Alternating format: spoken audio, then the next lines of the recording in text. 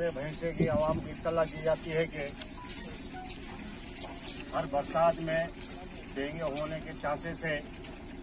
घरों के अंदर जो भी कूलर है उसका पानी सड़ देना, हर 8 दिन में एक बार उसका पानी सड़ देना,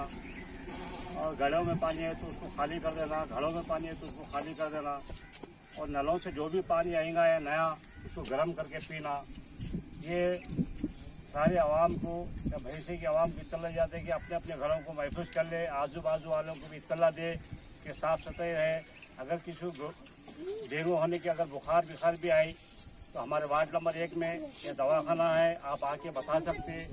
अगर भैंसे के कोई भी एरिया में अगर कोई बीमारी हो रही तो दवाखाने में जाके इत्तला कर दीजिए। गवर्नमेंट के सिस्टर और डॉक्टर सब रेडी है और आपको बार बार इत्तला दे रहे हुकूमत से कि आपके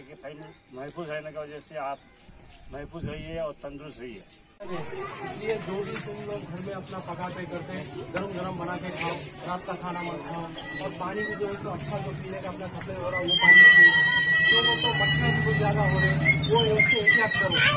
खाना वाला घर के बाजू में नालियों में प्लास्टिक में मत डालो, और जो भी है गरम गरम खाओ। बहुत हो गए तो पानी अच्छा साफ रख लेते, उसको अगर छोटे बच्चे हैं तो गरम करके भी पिला सकते हो उनको, छोटे बच्चे। दरअसल बारिश के बाद डेंगू की बुखार आए थे, अब वो नहीं एहतियात करना, साफ पानी में खेलते हैं,